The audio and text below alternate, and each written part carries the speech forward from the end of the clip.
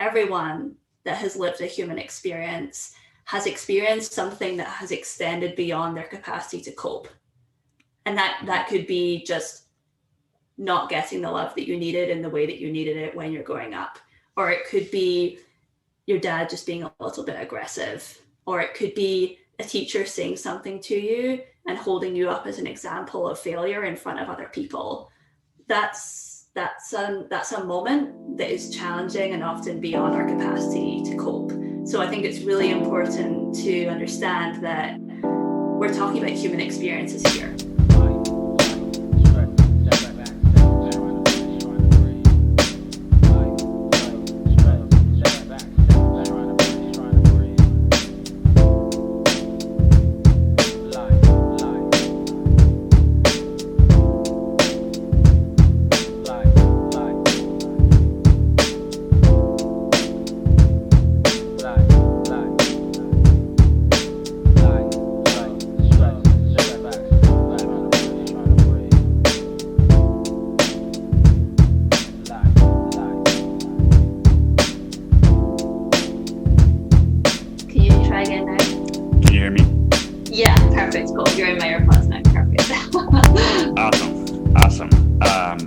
Iona Holloway to The Pupil's Life. You are an author, a coach, a speaker. You help women stop shrinking their bodies, worth, and power through vulnerability, creativity, and breath work. And your book is the story about reconnecting with yourself and how that led you to become a guide for other women. Before we get into the book, I mean, first of all, congratulations. And thank you so much for writing that book and for sharing your story. Thank you.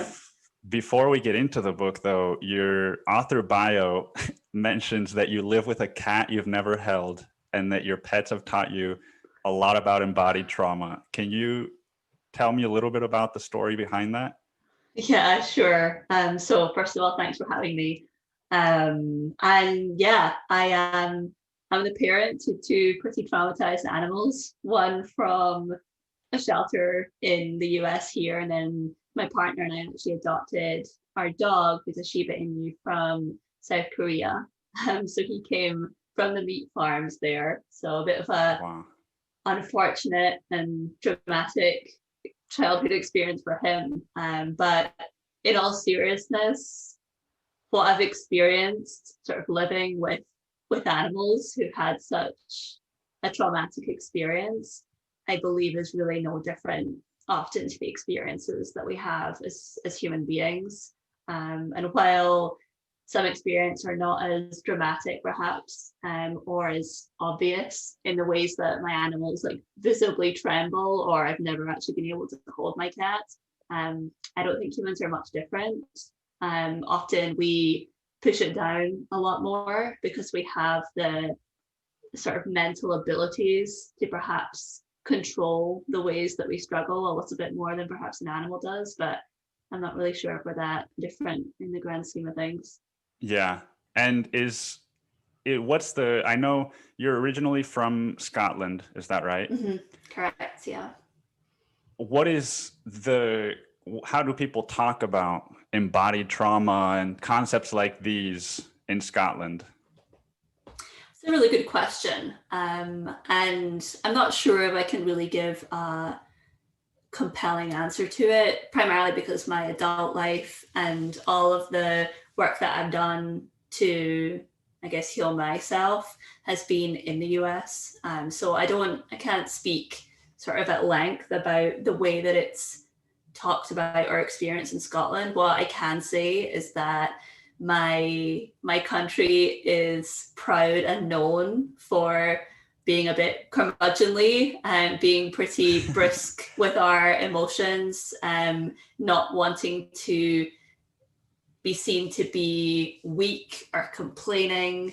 And I think that that's a testament to like my country being one that survived a lot over the years, and maintained a strong identity, perhaps isn't the most emotionally expressed country that you could ever imagine. And I think that that's something that I'm aware of. Like I definitely grew up in in a country, in a society where emotionality was suppressed.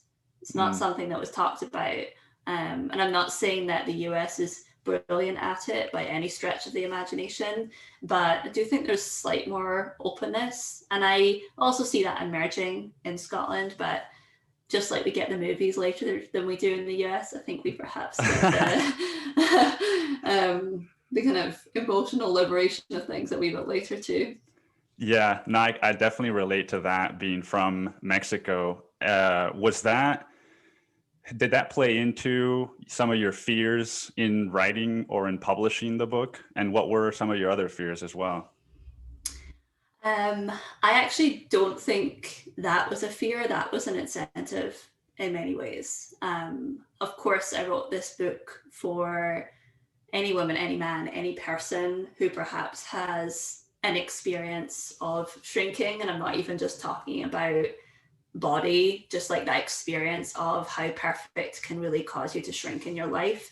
But actually, I wrote this book obviously for my target audience, and that connection to my country was one that was actually a huge incentive for me, because it wasn't something that's talked about when I was in Scotland. And it's something that felt like a small contribution back the way. Like I've even heard that the guidance counselor at my old school is reading Ghost. That means a lot to me. Wow. Because that wasn't my experience of growing up with any kind of understanding of what mental health was, what connection to self was, what intuition or even any of that was. So that impact to me feels really important, and I'm really excited about the opportunity of that, because I don't think we're raised as children to know who we are. We're just really what we're supposed to be and follow the rules. So I'm not saying that this book is the tell-all on self-agency, but I think it's a part, definitely. In terms of fears about publishing the book in general, I know you've read it. It's a raw book. It's a vulnerable book, and it took me time to be able to not only witness what I'd lived through, been through, what I'd done, some of the things that I'd done in my fight to just get through and survive a lot of my life. Revealing that is something that I didn't take lightly, because, I mean, it says something about me. I don't paint myself in any light other than the one that it was in, which certainly wasn't always pretty, certainly wasn't always kind. And that's something that I have had to learn how to be with. So perhaps blanket forgiveness is not something that I could ever just give to myself, but it's something that I have learned to hold, that this part of my life, a large chapter of my life.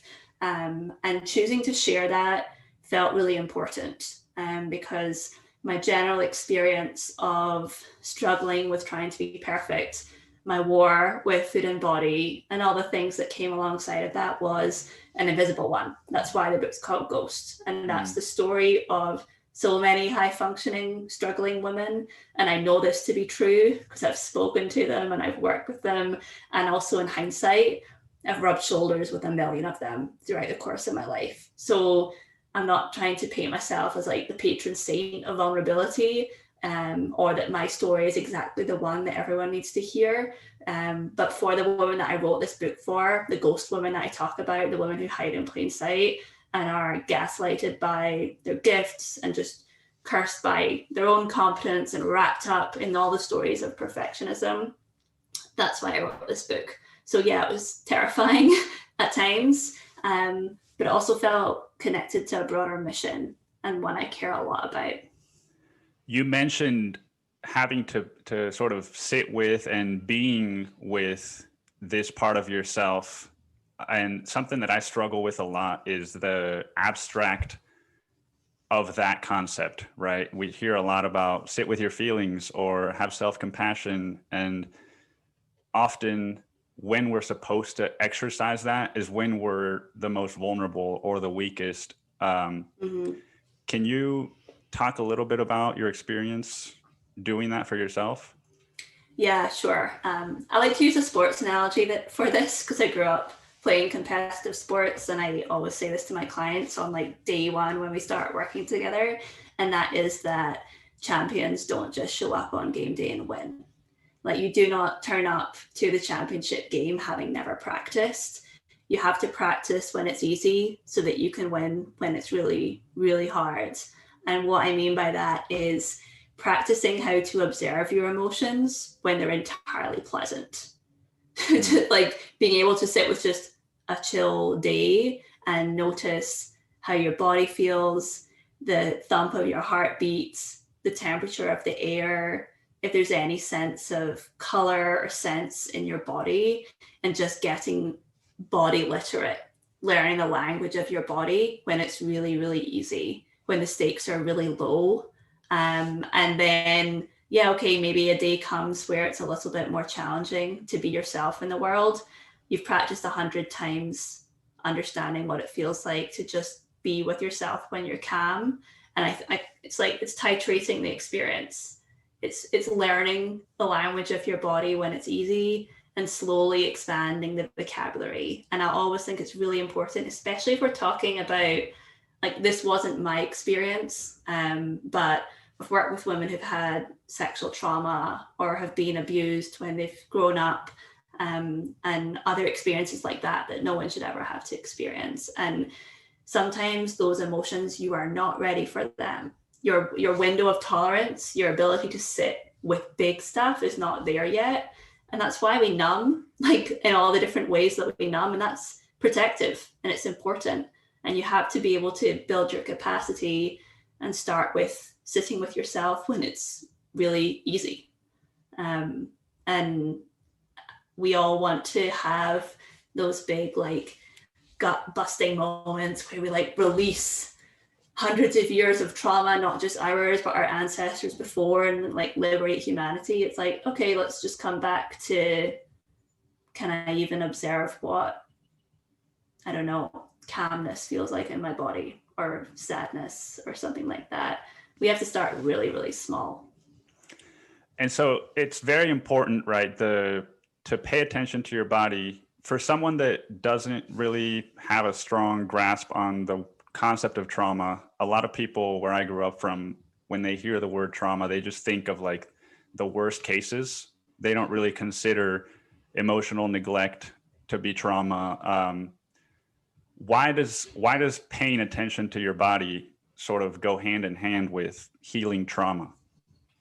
Sure. And to first address your point about trauma, it's one that it's a word that I don't really use much in the book, because I do think it is one that there's, I think, a growing understanding that trauma can basically mean a human experience.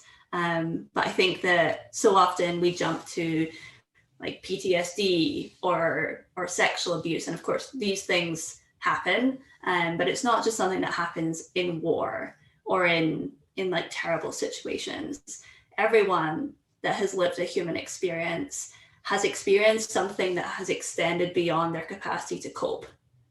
And that could be just not getting the love that you needed in the way that you needed it when you're growing up. Or it could be your dad just being a little bit aggressive. Or it could be a teacher saying something to you and holding you up as an example of failure in front of other people. That's a moment that is challenging and often beyond our capacity to cope.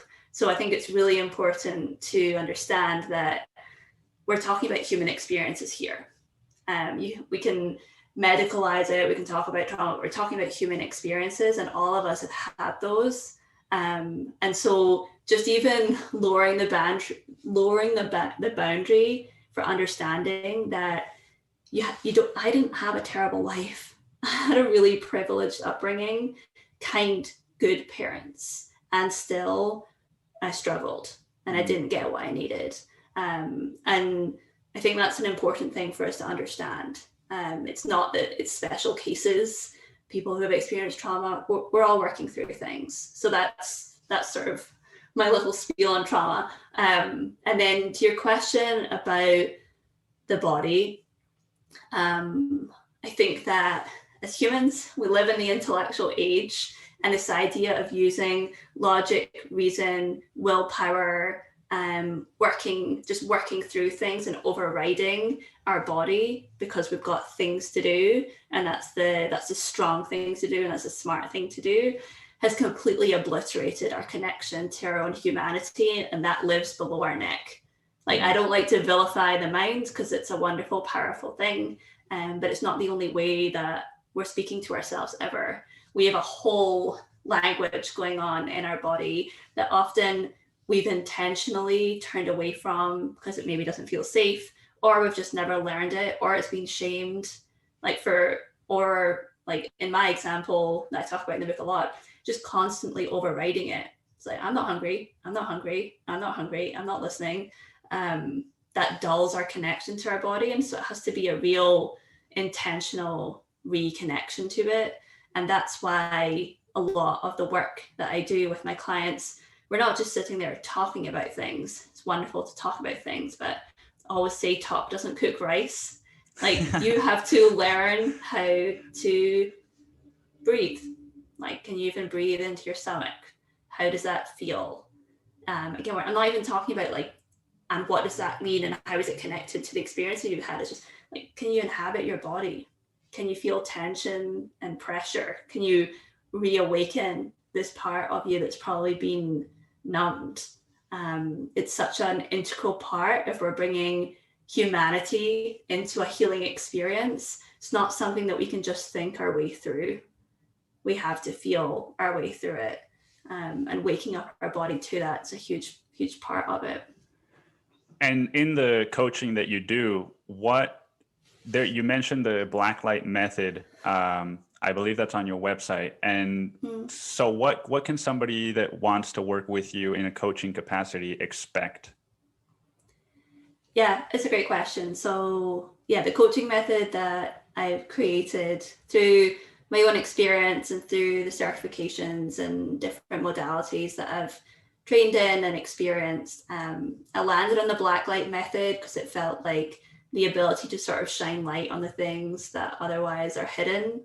And a part of that is learning embodiment tools. So I talk about the pillars of body, worth, and power. And I talk about it not necessarily being a linear progression, but you have no access to, like, put it this way, I never could have written a book if I didn't know how to be in my body first. If I was still wrapped up in a war with food and body, there's no way I would have access. I didn't have access to any of my creative gifts. They were gone. They were dead. And so we start with the body.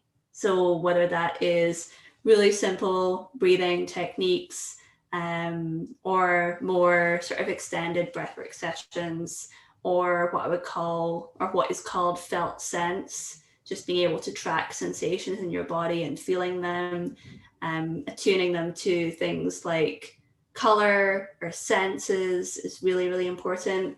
Establishing a sense of safety in a room, and being able to feel your presence within it. Working with me is one where we'll talk vulnerably and in an open way as much as you're ready to about what you're going through. But it's really also important to learn tools that help you support your body as you're opening yourself up to increased vulnerability. You can't do these things in isolation. I kind of talk about things as being like a wide base of support. So we're not sort of just talking about things in a thin, linear, logical way. We're talking about things with the support of our body along with it. And that's why I'll always support my clients with any kind of like embodiment tools, visualization tools, anything that helps us drop from here down into our body, is a huge part of it. I love I think it's one of the first chapters in the book, the way that you start, the way that you introduce yourself and the way that you introduce the reader to the book is so gentle and so loving, and you can feel the empathy from the person that is you're reading on the page. so I can only imagine what like working one-on-one with you would be like. You talked about your relationship to food, and it's one that I think maybe in the last 6 months, I've started to sort of jokingly acknowledge that maybe I have some distorted relationship to food. And I'll give you an example of why, right? I applied to a job that I was really excited about in December. And as soon as I heard back that I'd made it to the second round, I had a really hard time like being hungry. And so can you explain just first off where that originated for you, or where that originates for people? Why food? Why is it food? It's a great question. I think it's so complex, and I think there's so many reasons that I couldn't possibly say, oh, Nick, this is why. But there's a couple of things. I think for me, food was all about perfectionism. It was all about control, and it was all about kind of screaming in a way that would get me noticed when everything else that I was working so hard towards was assumed. So working on my body, shrinking my body, finding a way to express all of the pain of trying to be perfect, like the body was the way that I could do that. And it got me attention in a way that strengthened me. So people acknowledged all the work that I was doing, and that was how food helped me. That was how controlling my body helped me feel in some way human. And it also, in such a confusing way, dehumanized me and also made me feel really out of control. Because one, I could never be small enough. And two, at a certain point, my body started to fight back against me because it was just so hungry. And that's when the big extreme swings between really eating very little and then eating upwards of like 10,000 calories a day. Like that's when the massive swings started happening. To talk more generally about why food is a thing, just look at our culture. Just look at the way that the body is talked about. And I'm glad that you brought this up as a man, because yes, the book's called Why Perfect Women Shrink, and so much of the emphasis of the book is talking to women. This is not just a woman experience; it's a human experience. The body, what it symbolizes, the worth that we get from it. I just looked through all the ways in my life where I was held up high because of being in a small body, and we get it. Even if we're not consciously understanding what we're doing, if perhaps we're not eating or we're trying to control, what we're doing is adhering to a system of beauty and of power and of worth that is far beyond just our living room or whatever room we're sitting in. It's a societal construct, and it's an expression of worth and power. And I don't think anyone is immune to that, even if we're perhaps conscious to it or otherwise. And I talk a lot in the book about childhood and the environments that we're raised in. And I perhaps don't hit on this point strongly in the book, but when we're kids and when we're growing up, we listen to who we think knows everything. And if they're talking about food in a particular way, or they're feeling a certain way about their body, we can't help but absorb it. We're sponges. And also our parents, our caregivers and friends we're all just symptoms of a society. And I think that is, in some ways, it's not liberating, but it also puts less of you're really broken, because like as individuals we're within a system that is telling us often that we're broken. And then to go to your specific point about, I got a job and then I wasn't hungry.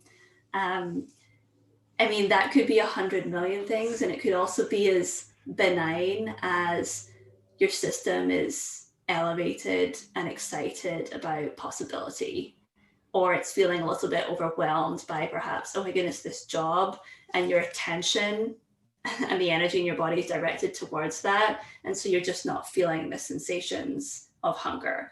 I'll be completely honest, in my experience of launching my book last week, I have an incredibly healthy relationship with food in my body now, one that I never could have imagined having, like the freedom and ease that I feel around it. And in these big moments, I struggle to eat. And and we're talking like decades of conditioning, decades of shrinking. And so in these moments now, I have the awareness of saying, okay, I know what's going on here. I'm safe to eat. I don't have to shrink in this moment. Now is absolutely not the time to be shrinking. But I think it's important to acknowledge that no one's immune to that. And if we've ever experienced any sort of pain in our relationship with food in our body, it's normal for those moments to arise if we're experiencing any kind of stress. It's just the reality. I think now that you said it, I had the awareness because I remember that after a couple of days of not being able to eat, it was dinner that I wasn't able to eat. I just decided, you know what, I could just order a pizza and I will eat that. But I was so just like, if I eat a pizza, then that means I'm taking a step backwards, and all these narratives in my head, right? And you talk in the book about, in the beginning, sort of the goal is to, I don't want to misquote you, but like to eat anything you want, kind of. Can you talk about why that's so important, and why are we taught? I mean, you already touched on this a little bit, but we're taught the complete opposite. Like if you start just eating anything, then it's just going to spiral. And yeah, sure. So there's a couple of things here.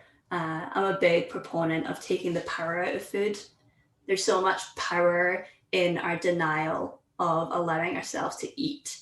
So what I would call fake scarcity, the creation of fake scarcity. So in my life, that manifested as one, scarcity in the amount of food that I was allowed to eat, and then also scarcity in certain things being allowed and certain things being very much not allowed.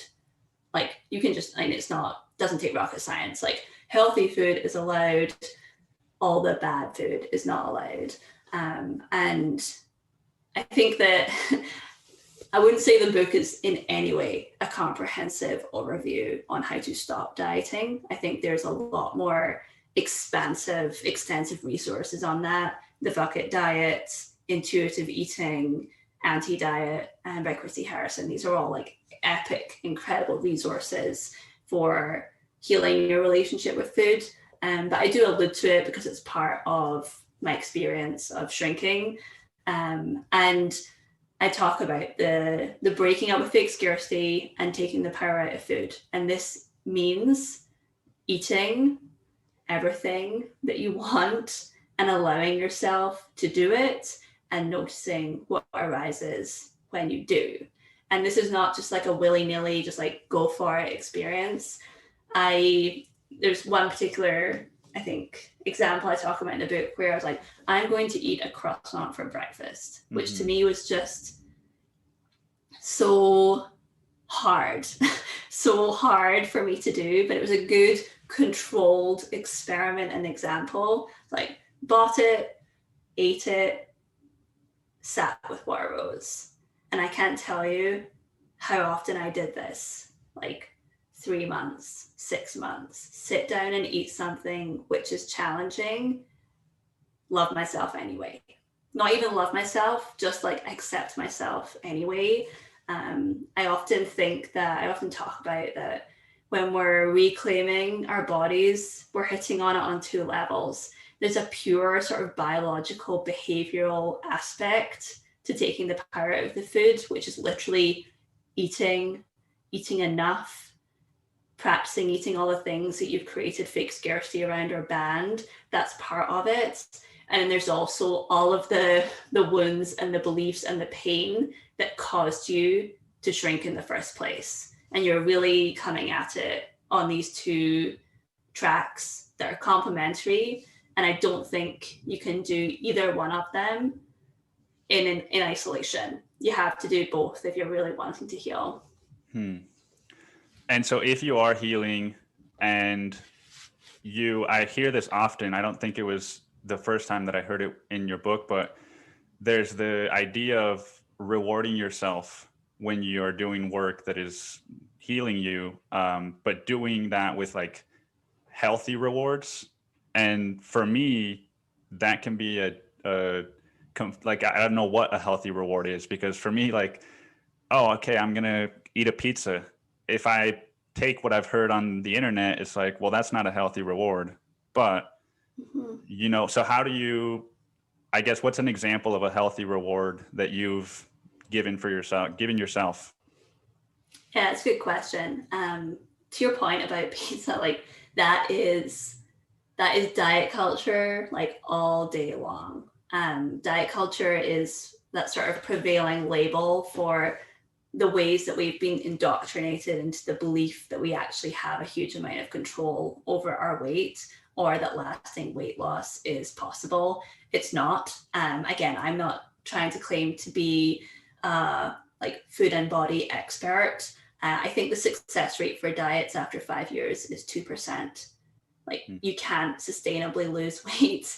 You have to learn how to eat to nourish your body. And so much of the pursuit of controlling our weight is within this context of a society that rewards the small body. Again, like I talk about it in the book, we know where the eyes go.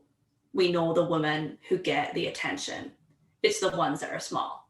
So we're not stupid when we choose to shrink our bodies. We're responding within a system that set us up to want to shrink. And that's just something that has to be acknowledged and understood, and hopefully something that is of some comfort to help you alleviate the guilt of you doing this to yourself. We don't just exist in vacuums. Diet culture is everywhere. In terms of the idea of healthy rewards, I don't know if I specifically talk about that in the book, but I will talk about the idea of just trying to celebrate yourself celebrate yourself in some small way, as honestly as often as you can.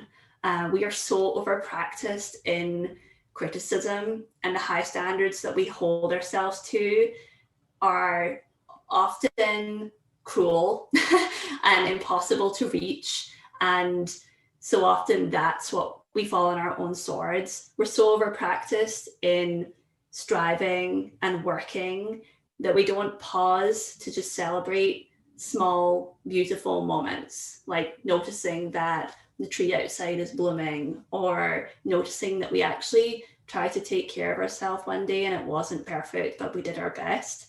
Within the context of when I speak with like the women that I work with, I talk about celebrating small things wildly. So if you think it's small, it's already a judgment.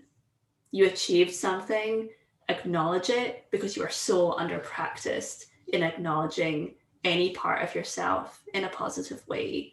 And you kind of have to swing in the opposite way. So I get voice notes from my clients just like, I'm just like really happy that I went for a 15-minute walk. And I'm like, yeah, beautiful. I'm so glad you acknowledged that about yourself. That's taking care. That's being a human being and being kind, practicing how to be kind when you've fought a war with yourself for so long. That's a skill. That's a muscle that has to be built. So I'm all about celebrating small things wildly. Absolutely. And I think sometimes the reason it's hard for me to celebrate is because it can seem like doing nothing, right? If all you're doing is noticing, then it's like, well, but I need to, in this like achievement oriented society, I need to be doing something. And there's a great line in your book that says, focus less on doing things right and more on being and feeling things deeply. And that can seem counterintuitive, because if I'm feeling deeply, then, I might have a couple days where I'm really sad and really just overwhelmed. And there's this narrative that, like my dad, he always calls me and he says, are you happy? Are you good? Like, is everything okay? And I always tell him, sometimes it's good and sometimes it's not, but that's okay. And I just think that can be really difficult for people in our lives to accept. Yeah, totally. And I think that, we're so indoctrinated in the pursuit of happiness. And again, there's nothing wrong with wanting to be happy. Happiness is not a permanent state.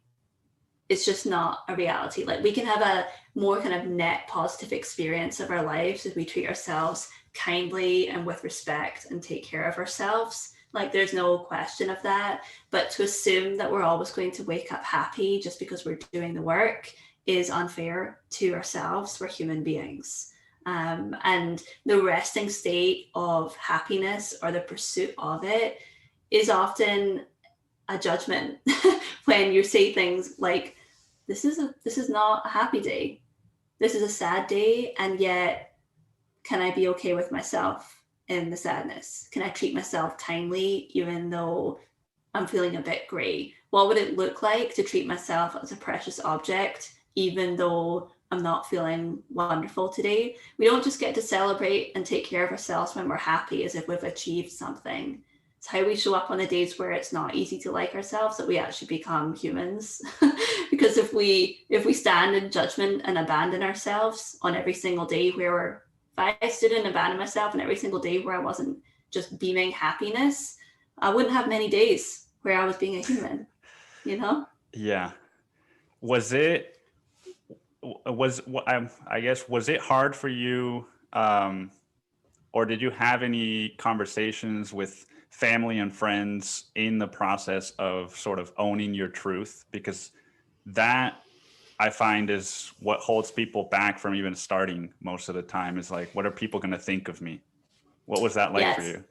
It's a great question. When I decided that I was going to really try to, I don't even know what I called it at the time. Like, I don't know if it was do the work. I don't know if it was get better. I don't know if it was stop dieting. I honestly can't even remember. But I do know that when I decided that I was going to try a new way, I didn't ask anyone's opinion on whether I should be doing that, because I knew like my body was just wrecked.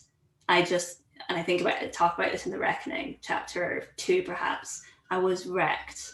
I was in so much pain.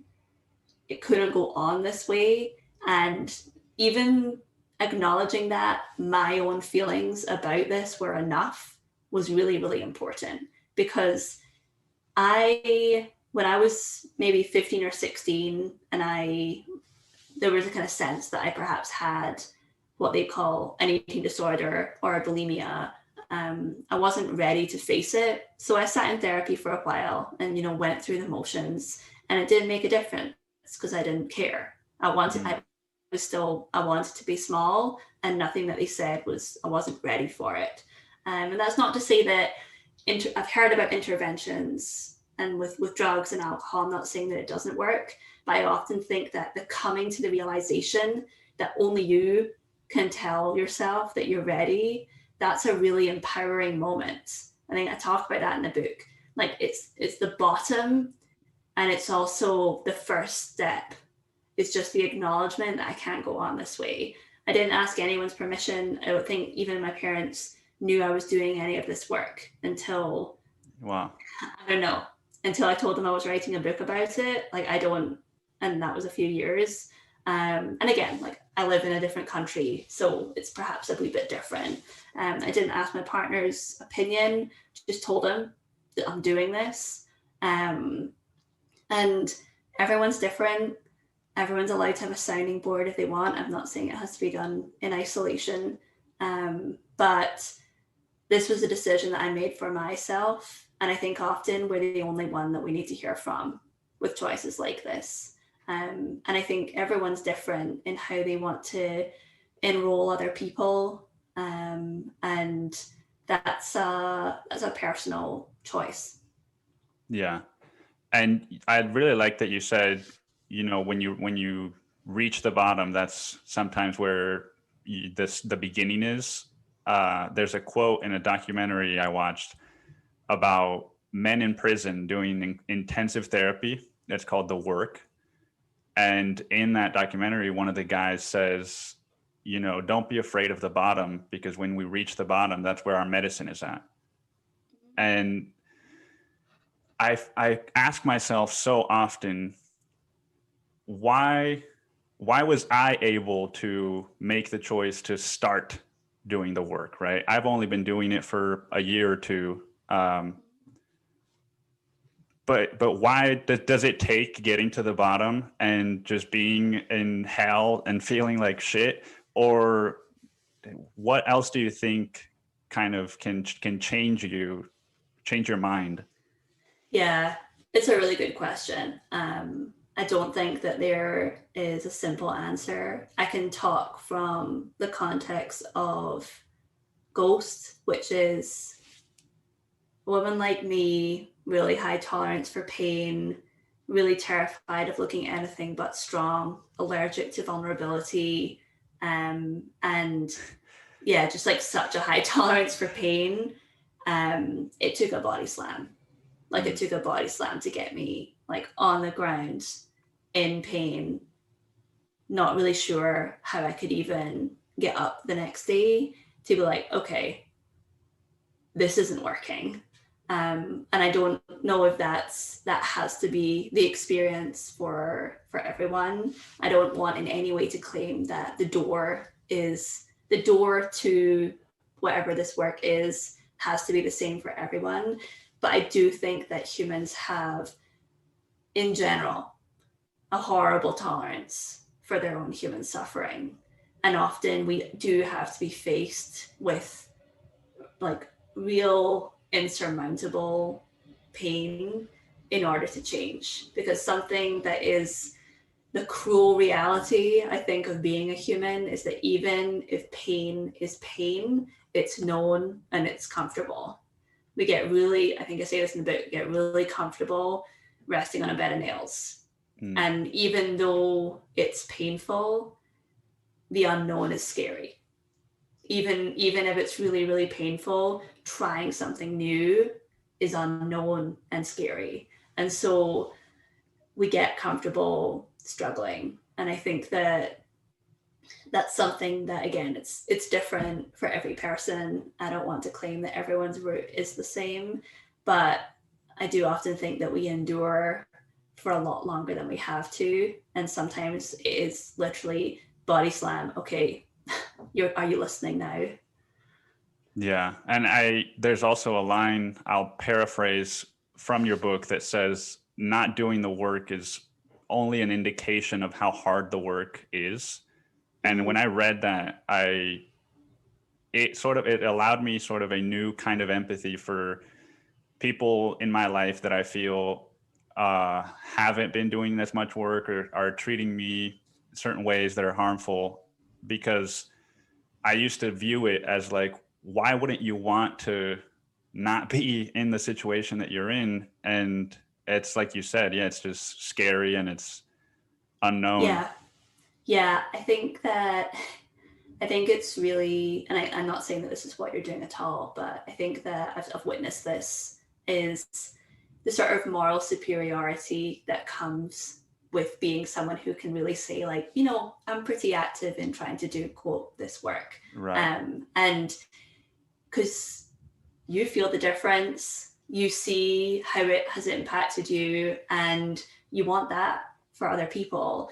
And when you're starting to view the lens of your own experience in a particular way, it's really challenging to not apply that same lens to other people and say, oh, well, why aren't you doing this? And like, I'm sure people did that to me for a really long time when I was not, quote, doing the work. And that these are the moments where I think we have to remember that, one, we have no control over anyone else and only influence over ourselves. So if we are willing to do, in whatever way we can, work on ourselves so that we can, and again, even just like the use of the word work, like so much of this was just actually fun Some of it was delightful. Some of it was just surprising and amazing. And some of it was really, really fucking hard. But we can't just say, here you go, do it. And these are all the reasons why that you should. And also, this is kind of about me. It's like we have to have a huge amount of empathy for ourselves and empathy for where people are at in their own, and really just try to meet people where they're at. I think you can lead by example, and also some people just won't see it. They won't see it right now. They'll never see it. We have no control over that. We also have choice about who's in our life. Yeah, that's true. Well, thank you so much. There's a lot of my friends and a lot of other women that listen to this that I know are really excited to hear what you had to say. So thank you so much for coming on. And again, thank you and congratulations on the book.